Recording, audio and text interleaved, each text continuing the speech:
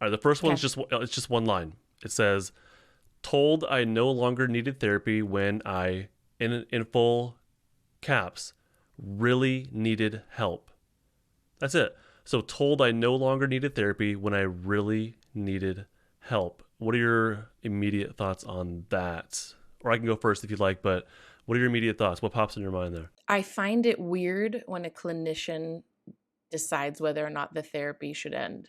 Yeah. How the hell can a therapist know what's going on in someone's mind and body? Like, I just think that's a real, blah. That's concerning to me because I think, how do you know? Like, a therapist doesn't know. I mean, how many, like, I've had clients, you've had clients, we've all had clients that present fine and they have session after session that it's just you're kind of like, why are they Yeah. here, and it doesn't feel like we're really, what are we doing? And then but It's fifth true. Yeah. session in or 10th session in, some grenade explodes, and then you're like, oh, that's why we're here. But I think a lot of times it takes people a while to get comfortable even just in the space or sharing that. You can't, I don't think a clinician, and I also think that makes me feel like that's not a collaborative relationship. I think Right. therapy is like you go, I go, we sort of hit the ball Yeah. back and forth. I find that, yeah, that sucks. I feel bad for that person. That was my immediate thought too, was that this is a decision that's made together. I don't think it should be, it sounds like you agree that like it shouldn't be like me saying you're done. This is something we talk about together. And now let's talk more about like what is within the norm then. So for me, within the norm would be like me noticing, hey, you're doing better. You're meeting the goal that we created on the treatment plan, the goal of therapy. It seems like you're doing better than motion regulation, whatever it is, like you're at a good baseline. Let's start talking about winding down therapy or tapering off or whatever it looks like, whatever ending looks like. That to me is well within the norm of what ending therapy could look like, not me or the therapist announcing, hey, we're done.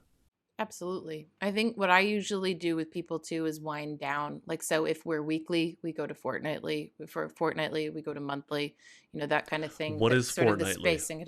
Oh, sorry, every 2 weeks. I forget that.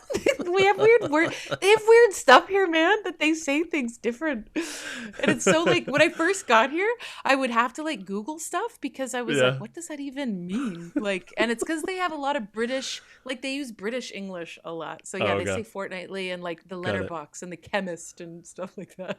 Tell us what those are later on. I'm really curious about that too now. But let's focus here. So Yep. it might be every other week, but you're Yeah. basically tapering off and just kind of seeing, hey, if we go a longer stretch of time, how do we do? How do we handle that? Pretty Yes. typical. And All right. I think it's key word is negotiation, compromise, Yeah. collaborative decision, like we come to it together. And I think sometimes people don't realize how well they're going. And so sometimes I'll say, like, I'll sort of joke in a session when I say, like, how's the week been or whatever. And they are saying, like, this has been great and that's been good. And I'll kind of go like this and go, why are we here? Like, dude, you're doing great. This is awesome. Yeah. Like, it's a Yeah. good thing to not need to check in with me, once a week. Like, that's so exciting. Like, what if we try to go to Yeah. seeing each other every other week or once a month and just see how that is? And oftentimes I think it's that safety of knowing I have my appointment with Heidi, and I say, like, I send my reminders out 3 days in advance. That's plenty of time for me to fill it. So why don't we just see 3 days in advance? You just let me know if you need it, if you don't, and then you can just reply to the text reminder, yes or no. And then if you don't need it, cool. And then let's just see how that happens. And that usually is like, then they'll have a few of those where they go, oh yeah, I don't need it. I'm okay. I'm okay. So yeah, Yeah. gradual. Yeah. Okay. Seems like you and I pretty much agree on that. I mean, that's well within the norms of what to expect, not a quick you're done. What concerns me about this, and I mean, you picked it up on as well, was she said, or actually, I don't know, she, he, they said, I really needed help in all capitals. So, how a therapist does not see that. I mean, if someone's not telling us, sure, but a therapist should be checking in on the goal of treatment in every session, in my opinion, and seeing how Mhm. things are going. As long as the client's being open and honest about it, then that should be kind of known, I would think. So for someone who really needed help in all capital letters, that concerns me to be cut off from therapy. I think it's important to understand shame, right? So like all my clients would just be laughing right now when they listen to this about, oh, Heidi and shame again, because like I talk about it all the time. And I think that when you've talked about shame early on in therapy and then subsequently, like, I mean, I think I would probably mention the word shame in every session with clients, just about that there is often a lot of shame in my quote unquote failure. Or, you know, like if I go to session, I had a client say this to me a couple weeks ago.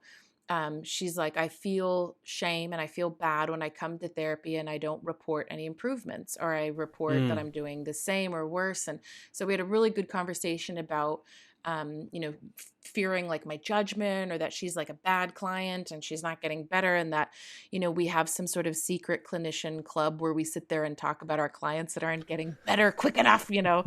And I sort of like, I laughed like endearing, like, oh, honey child, like, no, not at yeah. all. Like, it's not linear and it's 3 steps forward and 2 steps back. And I would be concerned if every session you came just like, you know, saying how great things were going. Like, ugh. So I think, yeah, I would sort of, I Right. guess, Right. Right.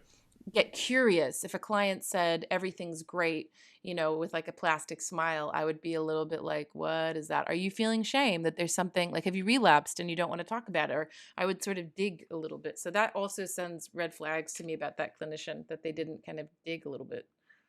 Yeah. Yeah. I don't disagree with you about anything you said. I don't think really anything to add to that. But basically, I guess just reiterating, there probably isn't going to be radical change week to week. It is completely fine to say nothing changed or minimal change. Like that's completely okay Yes, and nothing to be embarrassed about. And it's not just true for clients; it's true for all of us, whether we're in therapy or not. totally.